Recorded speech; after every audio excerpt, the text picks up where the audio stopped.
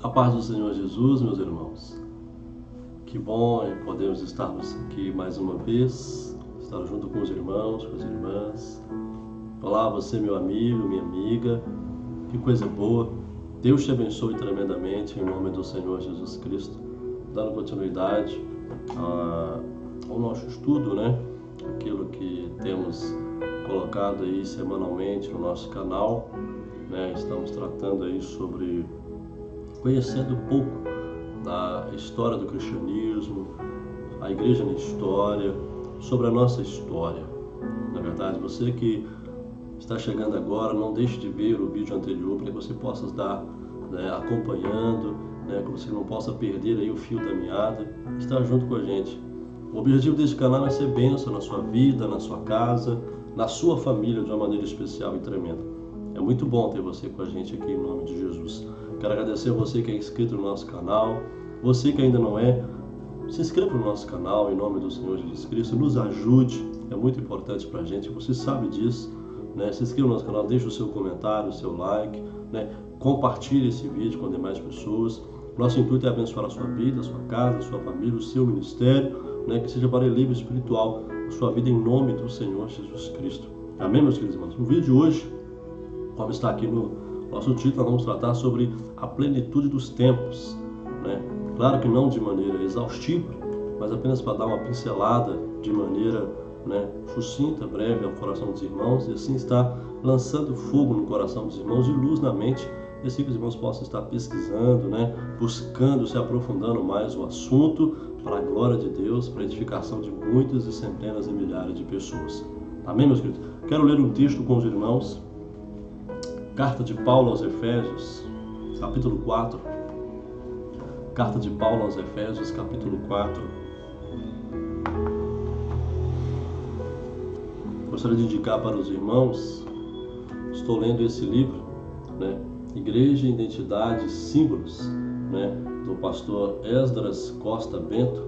É um livro muito gostoso de ler, um livro muito bom, um livro que trata não de maneira técnica apenas, sobre eclesiologia, sobre a doutrina da igreja, mas é um livro muito bacana, um livro muito gostoso, muito lindo, É um livro, rico, específico aí, Hoje tem muita pesquisa, Então é muito gostoso, Uma doutrina aí muito linda, que é a doutrina da igreja. Então aconselho você a adquirir, Um livro muito bom, Um livro muito gostoso que vai tratar aí, trazer uma análise, conscienciosa aí a respeito do termo eclesia, nas páginas do Novo Testamento, com a interface aí tanto do texto hebraico como, o texto hebraico aí do Antigo Testamento e também o texto grego da Septuaginta, Então é uma obra aí que, não tem como, objetivo aí, claro, de maneira nenhuma, substituir, os manuais de eclesiologia existentes, mas servir aí, de leitura complementar aos estudantes de teologia, interessados em conhecer o contexto, a semântica, o desenvolvimento aí do vocábulo até os dias ordienos. É um livro muito interessante, Eu indico para você aí, pode ler o livro, muito bom, muito gostoso, teólogo, pastor pentecostal, coisa muito boa, Gálatas capítulo 4, o versículo 4 diz assim: Mas, vindo a plenitude dos tempos, Deus enviou seu Filho, nascido de mulher, nascido sob a lei. Meus irmãos, os primeiros cristãos, entre eles, nós temos, entre eles Paulo,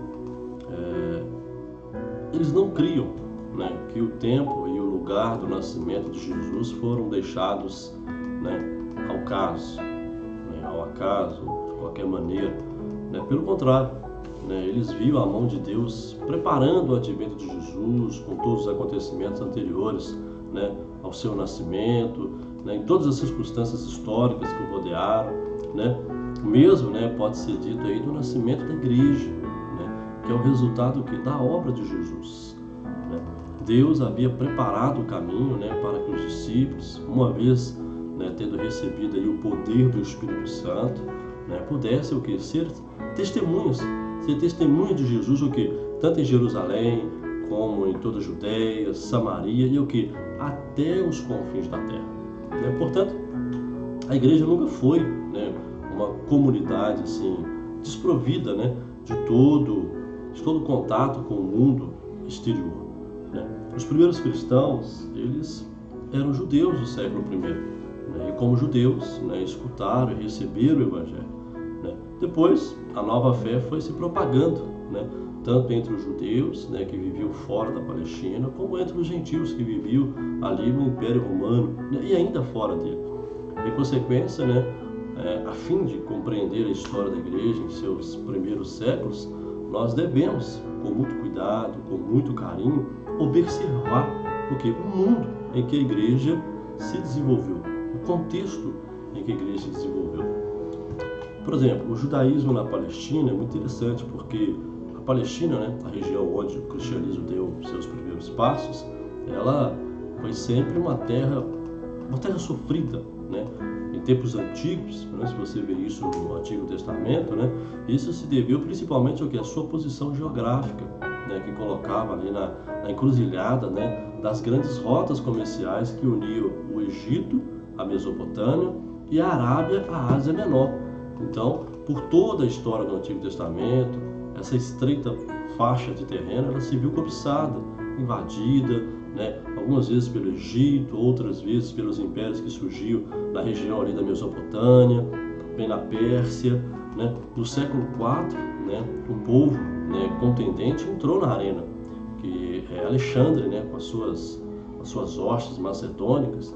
Ao derrotar os persas, Alexandre se fez dono da Palestina. Ele morreu em 323 a.C., seguindo-se então longos anos de estabilidade política. A dinastia dos Ptolomeus, fundada aí por um dos generais de Alexandre, apoderou-se do Egito, enquanto os Seleucidas, semelhante em origem, dominaram a Síria. De novo, a Palestina resultou ser a maçã da discórdia nas lutas entre Ptolomeus e Seleucidas. As conquistas de Alexandre tiveram uma base ideológica. O propósito de Alexandre não era simplesmente conquistar o mundo, mas unir toda a humanidade sobre uma mesma civilização de tonalidades marcantemente grega.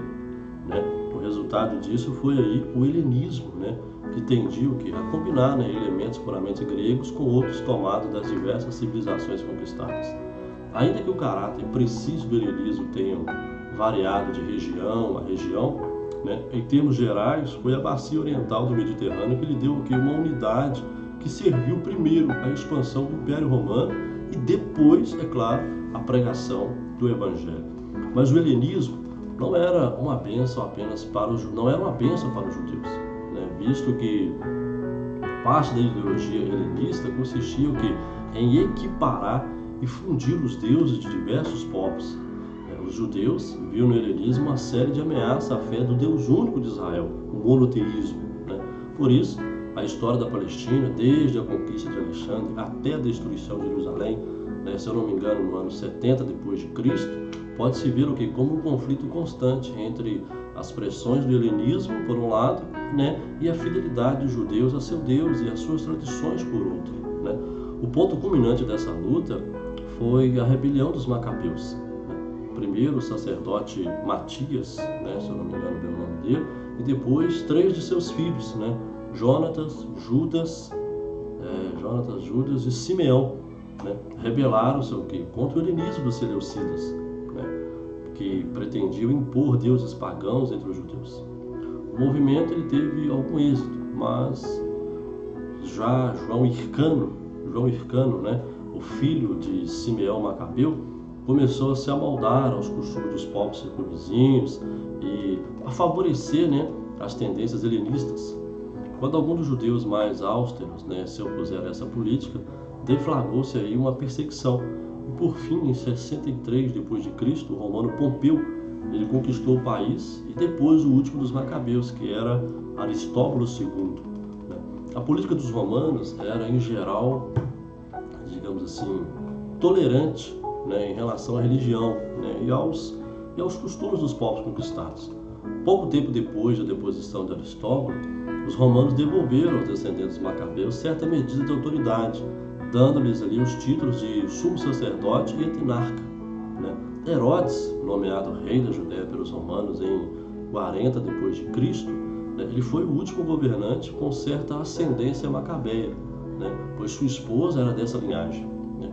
Mas até a própria tolerância dos romanos não podia compreender a obstinada, né? A obstinação dos judeus, que insistiam em render culto somente a Deus e se rebelavam, né, ante a menor ameaça contra a sua fé.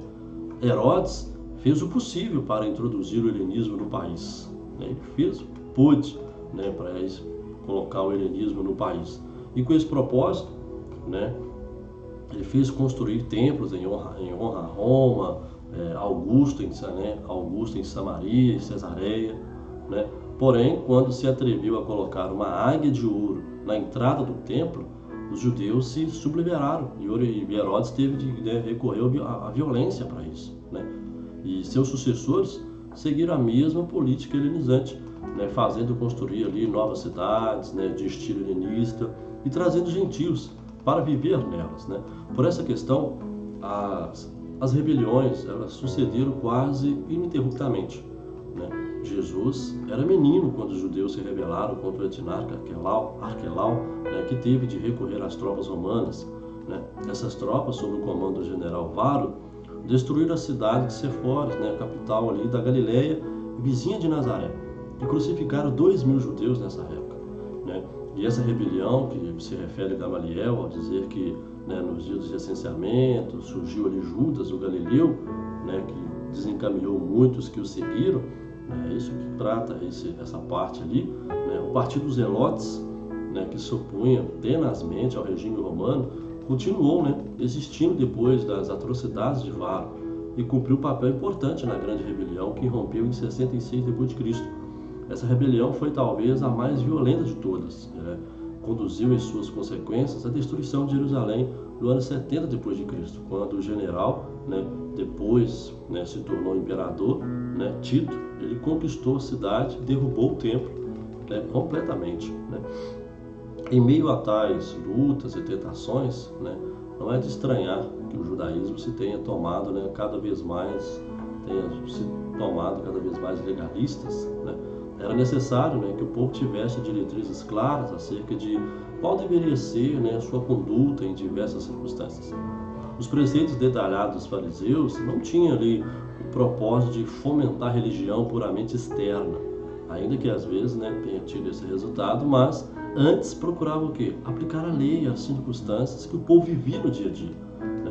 Os fariseus eram o partido do povo, né, que não desfrutava das vantagens materiais, né, acarretadas pelo regime romano e helenista. Para eles, né, o importante era assegurar-se ali de cumprir a lei, né, mesmo nos tempos difíceis que estavam vivendo. O objetivo deles era cumprir a lei, né, não importava o tempo que eles estavam passando. Ademais, os fariseus criam, né, em algumas doutrinas que não tinham apoio nas mais antigas tradições dos judeus, né, como a ressurreição, né, a existência de anjos, né. Os saduceus, né, por sua parte, né, era o partido da aristocracia, né, cujos interesses, né, os levaram ali a colaborar com o regime romano, visto que o sumo sacerdote ele pertencia geralmente a essa classe social, né. O culto do templo ocupava para os saduceus a posição central que a lei tinha para os fariseus, né. Além disso, aristocratas como eram, né, e conservadores como eram, os saduceus rejeitavam as doutrinas da ressurreição, a existência dos anjos, né, que segundo eles eram meras inovações teológicas para eles, né. Portanto, devemos cuidar de não exagerar a oposição de Jesus e dos primeiros cristãos ao partido dos fariseus. De fato, quase todos eles estavam mais perto dos fariseus do que dos saduceus. A razão pela qual Jesus os critica, né, não é, então, por terem sido maus judeus, né, mas porque em seu alarde de cumprir a lei ao pé da letra, eles se esqueciam às vezes dos seres humanos a quem a lei fora dada, né? Além desses partidos que ocupavam ali o centro da cena religiosa, havia outras seitas e outros bandos do judaísmo no século I, né? Já falamos, né, mencionamos aqui sobre os Zelotes. Você tem também os essênios, a quem muitos autores atribuem os famosos rolos do Mar Morto, né, que era um grupo, né, com ideias puristas, que se apartava de todo contato com o mundo dos gentios, a fim de manter a sua pureza ritual, né?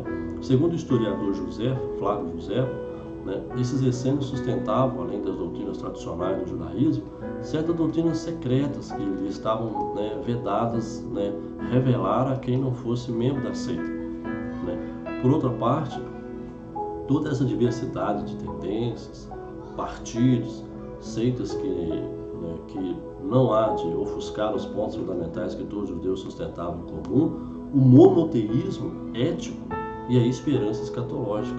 Todos eles tinham esse ponto em comum. O monoteísmo, o único Deus, né? O monoteísmo ético, um Deus ético, né? E também a esperança escatológica, né? A vida do Messias, implantar o reino de Deus, né? O monoteísmo ético sustentava que há um só Deus e que este Deus ele requer, né, além do culto apropriado, a justiça entre os seres humanos, né? Os diversos partidos podiam estar em desacordo com respeito ao que essa justiça queria dizer em termos concretos, mas todos concordavam quanto à necessidade de honrar ao único Deus com a vida toda. A esperança escatológica era outro ponto comum da fé em Israel, né? Todos, né, dos saduceus aos zelotes, guardavam a esperança messiânica, né? E criam firmemente que chegaria o dia de Deus interferir na história para restaurar Israel e cumprir as suas promessas, né, de um reino de paz, de um reino de justiça, né? Alguns criam, né, que o seu dever estava em acelerar a chegada desse dia, recorrendo muitas vezes às armas, né? Outros diziam que tais coisas deviam ser deixadas exclusivamente nas mãos de Deus, mas todos concordavam, né, em sua visão dirigida em direção ao futuro, quando se cumpriria as promessas de Deus.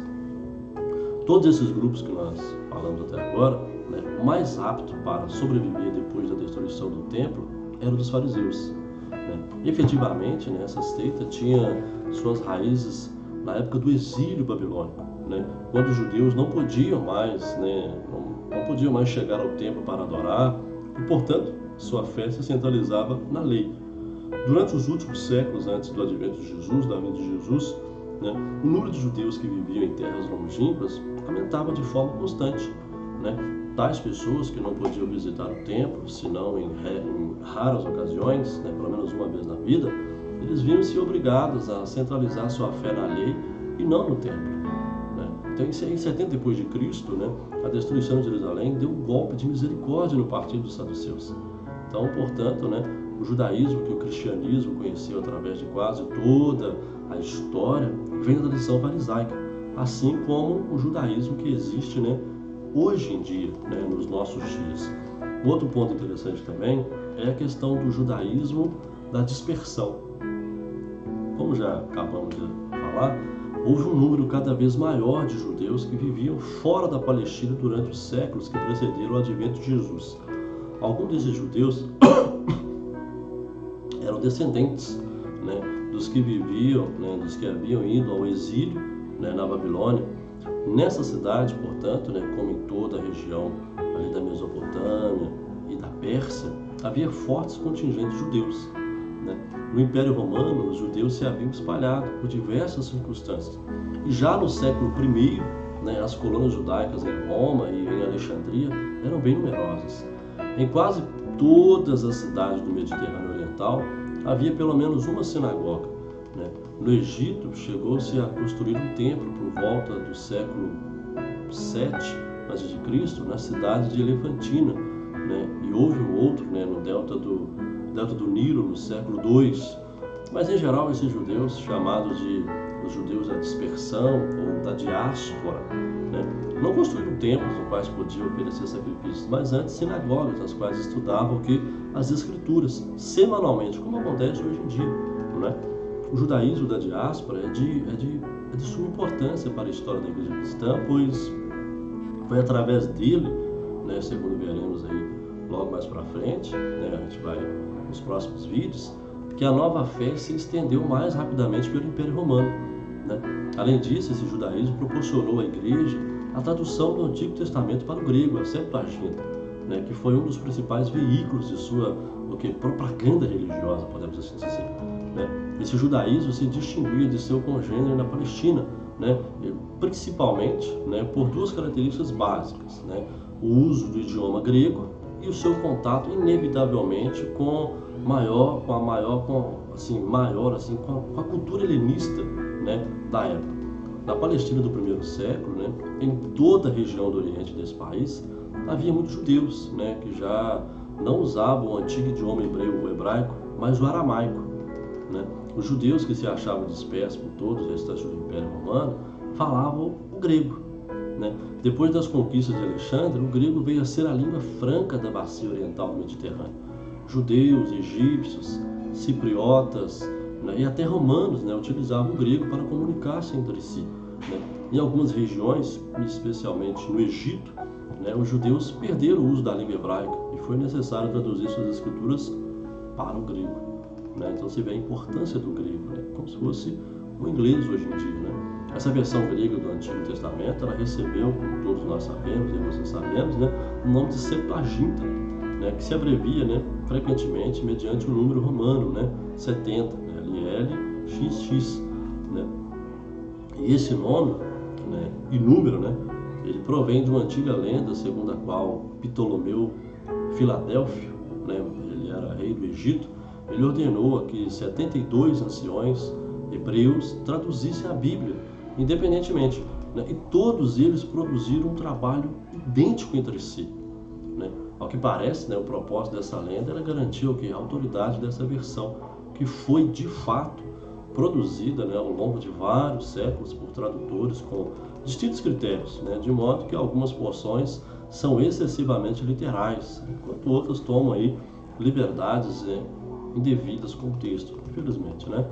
Em todos os casos, a importância da Septuaginta foi enorme para a igreja cristã primitiva, né? Essa é a Bíblia que a maioria dos autores do Novo Testamento cita, né, e exerceu uma grande influência indubitável, né, sobre a formação do vocabulário cristão dos primeiros séculos, né? E ademais, quando aqueles primeiros crentes se esparramaram por todo o império com a mensagem do Evangelho, eles encontraram na Septuaginta instrumento útil para a sua propaganda, né? E de fato, né, o uso que os cristãos fizeram da Septuaginta foi tal e tão efetivo, né, que os judeus se viram obrigados a produzir novas versões, como a versão de Áquila, né, e a deixar, né, os cristãos na posse aí da Septuaginta. A outra marca distinta do judaísmo da dispersão foi o seu inevitável contato com a cultura helenista. Em certo sentido, poderia-se dizer que a Septuaginta é também resultado dessa situação, né? Em todo caso, fica claro que os judeus da dispersão não podiam se esquivar do contato com os gentios. Era impossível, né, como podiam fazer em certas medidas os seus correligionários, né, da Palestina.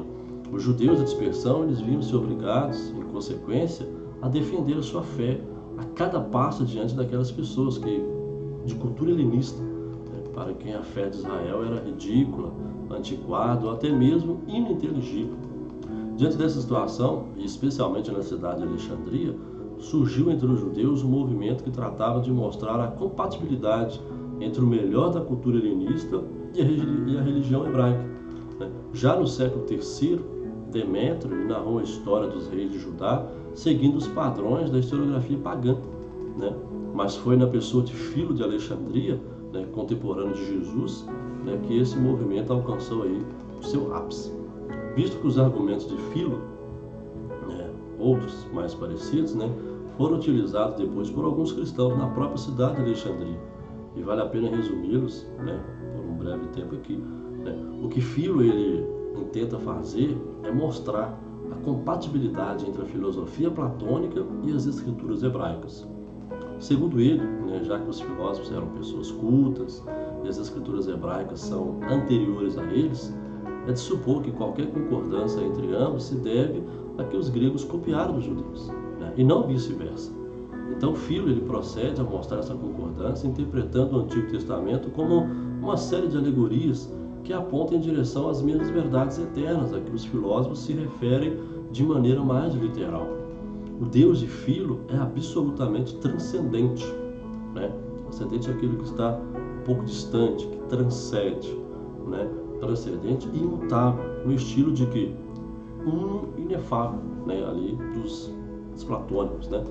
Portanto, para se relacionar com este mundo de realidades transitórias e imutáveis, esse Deus ele fez uso de um ser intermediário, a quem Filho dá o nome de Logos, isto é, verbo ou razão, né? Esse Logos, né, além de ser o intermediário entre Deus e a criação, é a razão que existe em todo o universo, né, e a qual a mente humana participa.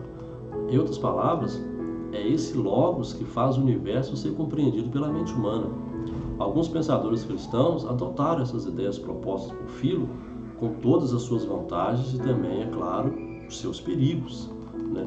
Assim, por sua dispersão pelo mundo romano, né, por sua tradução da Bíblia e ainda por seus intentos de dialogar com a cultura helenista, o judaísmo havia preparado o caminho para o advento e a disseminação da fé cristã, né? Aí você tem um outro ponto muito interessante também, que é a questão do mundo greco-romano, né? Greco-romano, mundo greco-romano, grego e romano, greco-romano, né? Entretanto, né, essa questão desse terceiro ponto aqui, né, o mundo greco-romano, entretanto, essa disseminação, né, a nova fé ela teve de abrir o caminho através de situações políticas e culturais que às vezes ele facilitava a passagem, outras lhe serviam de obstáculo, né? A fim de compreender a vida cristã nesses primeiros séculos, devemos nos deter e expor essas circunstâncias políticas e culturais, ainda que em breves linhas, né? Por exemplo, você tem o Império Romano, né? O Império Romano havia dado a bacia do Mediterrâneo uma unidade política nunca antes vista, né? Ainda que em cada região alguns velhos costumes e leis se mantivessem, né, a política do Império, né, no caso aqui o Império Romano, foi fomentar a maior uniformidade possível, sem fazer excessiva violência aos costumes de cada região, chamada Pax Romana, né? Essa havia sido antes também a política de Alexandre, né? Em ambos os casos o êxito foi notável, né? Pouco a pouco, né, se foi criando ali uma base comum que perdura até os nossos dias. Essa base comum, tanto política como culturalmente, né, foi de enorme importância para o cristianismo dos primeiros séculos. A unidade política da bacia do Mediterrâneo permitiu aos primeiros cristãos viajar de um lugar ao outro sem temor, né, de serem envoltos em guerras ou até mesmo assaltos. Você vê, né, a preparação de todo esse momento para chegar ao a plenitude dos tempos. Olha que coisa interessante, né? Então, os cristãos poderiam trafegar sem medo de assalto, de guerras, por todo o Mediterrâneo ali, né? E de fato, ao ler acerca das viagens de Paulo, principalmente, vemos que o grande perigo da navegação nessa época era o mau tempo.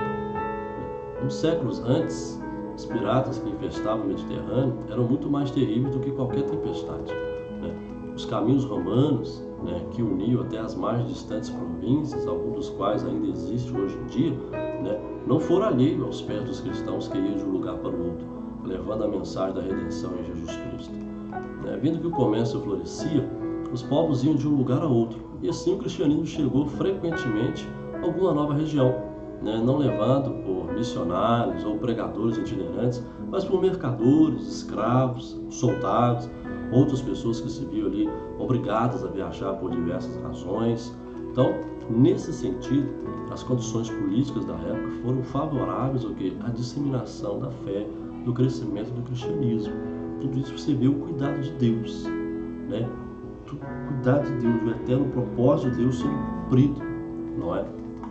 Mas também houve outros aspectos dessa situação que serviram de desafio e ameaça aos primeiros cristãos. Já que o Império tentava alcançar a maior uniformidade possível dos seus súditos de diversas origens, parte da política imperial consistia em fomentar a uniformidade religiosa. Isso se fazia mediante o sincretismo, né? E também o culto ao imperador. O sincretismo, que consistia na mistura indiscriminada de religiões, foi característica da bacia do Mediterrâneo a partir do século III, né? Dentro de certos limites, Roma incentivou, pois o Império tinha interesse em que seus diversos súditos pensassem que, embora seus deuses tivessem diferentes nomes e atributos, no final das contas eram todos os mesmos deuses. Muitos outros, provenientes das diversas regiões, foram sendo acrescentados ao panteão romano, né?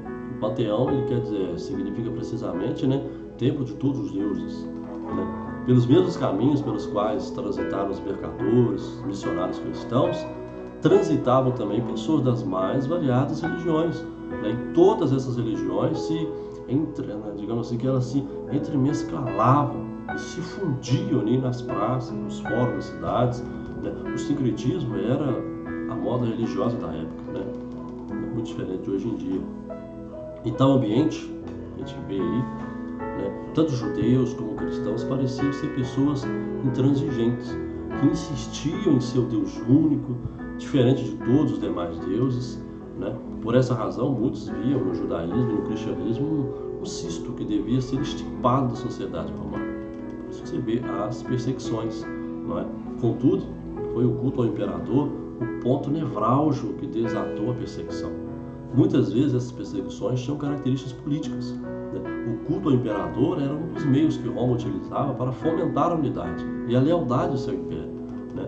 Negar-se a render esse culto era visto como sinal de traição ou pelo menos de deslealdade.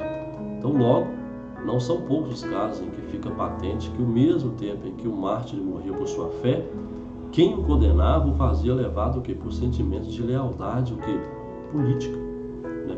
Por outro lado, o secretismo da época também se manifestava no que os historiadores hoje chamam aí de religiões de mistério, ou simplesmente mistérios, né? Essas religiões não centralizavam sua fé nos velhos deuses do Olimpo, né? Zeus, Poseidon, Afrodite, etc., mas em outros deuses de caráter mais pessoal, né?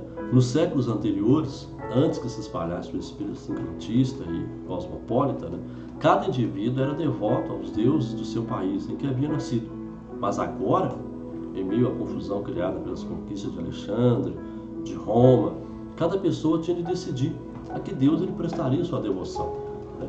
Cada um desses deuses, os mistérios, né, tinha seus próprios devotos, todos aqueles que haviam sido ali iniciados nela, né? Em geral, cada uma dessas religiões baseava-se em um mito acerca das origens do mundo ou da história do Deus em questão, né? Do Egito provinha o mito de Ísis e Osíris, né, segundo a qual o deus Shet, né, havia matado e esquartejado Osíris e depois havia espalhado seus membros por todo o Egito. Ísis, a esposa de Osíris, né, os havia recolhido e dado nova vida a Osíris. Mas os órgãos genitais de Osíris haviam caído no Nilo. E por essa razão é que o Nilo é a fonte de fertilidade para todo o Egito, né? Também por essa razão, alguns dos devotos mais fervorosos desse culto se mutilavam a si mesmos, cortando seus testículos e oferecendo eles em sacrifício. Entre os soldados, era muito popular o culto a Mitra, né, deus de origem, se eu não me engano, de origem persa, né, cujos mitos incluíam uma série de combates contra o sol e contra um touro de caráter mitológico. Na Grécia existia desde os tempos imemoriais os mistérios de Eleusis, né, perto de Atenas, né. Os mistérios de Atis e Cibele, né, incluíam ali um ritual de iniciação chamado, né, taurobólio, né, no qual se matava um touro e se banhava o neófito com seu sangue. Então o touro ficava em cima, matava ele, enquanto o iniciado ficava embaixo recebendo todo aquele sangue, não é? E dado o caráter sincretista de todos esses cultos, né, logo um se misturava com os outros, até o ponto de hoje se tornar difícil distinguir as características e as práticas de um deles em particular. Além disso, né, os deuses não eram zelosos entre si, né, como o Deus dos judeus e o nosso Deus, né? Portanto, houve quem se dedicasse a colecionar mistérios, né, fazendo-se iniciar esses cultos um após o outro. Todas essas tendências sincretistas, em que os velhos deuses se entrelaçavam com as religiões de mistério, com o culto ao imperador, apresentaram forte desafio ao cristianismo nascente, já que os cristãos, eu e você, né, os cristãos da época, eles se negavam a participar, né, de tudo isso. Frequentemente eram acusados de incredulidade, de ateísmo, né, de traidores do Estado, né. Diante de tais acusações, os cristãos podiam recorrer a certos aspectos da, né, colírio da época, que pareciam prestar-lhe apoio, né, mas já podemos indicar existir duas tradições filosóficas em que os cristãos encontraram um robusto arsenal para a defesa de sua fé. Uma delas foi a tradição platônica e a outra o estoicismo. Platônica, estoicismo. Isso mesmo. Uma delas a tradição platônica e a outra a tradição do estoicismo, né? O mestre de Platão, Sócrates, né, havia sido condenado a morrer bebendo cicuta, né, porque ele era considerado incrédulo e corruptor da juventude ateniense, né? Platão havia escrito vários diálogos em sua defesa. E já no século I da nossa era, Sócrates era tido como um dos homens mais sábios e mais justos da antiguidade. Ora, Sócrates, Platão e toda a tradição que ambos eram parte tinham criticado os deuses pagãos, dizendo que eram criação humana, né, e que, segundo os mitos clássicos, eram mais perversos do que os seres humanos. Acima de tudo isso, Platão falava de um ser supremo, imutável, perfeito, que era, né, a suprema bondade, a suprema beleza, né? Além disso, tanto Sócrates como Platão criam na imortalidade da alma, né, e, portanto, a vida após a morte, né? Platão afirmava que, além deste mundo sensível e passageiro, havia outro de realidades invisíveis e permanentes, né? Tudo isso foi de grande valor e atratividade para aqueles primeiros cristãos que se viam que perseguidos e acusados de serem ignorantes e muitas vezes ingênuos. Por essas razões, a filosofia platônica ela exerceu um influxo muito grande sobre o pensamento cristão que perdura até hoje, né? Os nossos pais da igreja, a maioria deles eram filósofos, né? Para que você possa ter uma ideia, uma noção, né, como essa influência veio sobre a teologia, né? Algo semelhante sucedeu com o estoicismo, né? Essa escola filosófica, né, algo superior ao platonismo, ela ensinava doutrinas de alto caráter moral, né? Segundo os estoicos, há uma lei natural impressa em todo o universo e na razão humana. E essa lei nos diz como devemos nos comportar, né? Se alguns não a veem e não a seguem, isso se deve ao fato de que são nércios, pois quem é verdadeiramente sábio conhece essa lei e lhe obedece, né? Ademais, já que nossas paixões lutam contra a nossa razão, né, e tratam de dominar a nossa vida, a meta do sábio é fazer que a sua razão domine toda a paixão, até o ponto de não senti-la, né? Esse estado de não sentir paixão alguma é a apatia, né? E nisso consiste o quê? A perfeição moral segundo os estoicos, né? Também nesse caso podemos imaginar, né, o atrativo dessa doutrina para os cristãos que se viam obrigados a enfrentar repentinamente os costumes corruptos da sua época, né, e a criticá-los por isso, né? Já que os estoicos haviam feito o mesmo, né, em suas ideias e escritos, os cristãos encontravam apoio para a sua defesa e também para a sua propaganda, né? Igualmente ao platonismo, isto, né, acarretava o perigo que se chegasse a confundir a fé cristã com essas doutrinas filosóficas e que assim se perdesse algo do caráter único do Evangelho, né? Não faltaram aqueles que em um aspecto ou outro, né, sucumbisse ante essa grande tentação. Mas isso não há de ocultar-nos, né, de ocultar para a gente, né, o grande valor que essas doutrinas tiveram na primeira expansão do cristianismo. Segundo o apóstolo Paulo, o cristianismo, a igreja, ela penetrou no mundo quando veio o quê? A plenitude dos tempos, né? Talvez alguém entendesse ali isso no sentido de que Deus facilitara o caminho àqueles primeiros cristãos.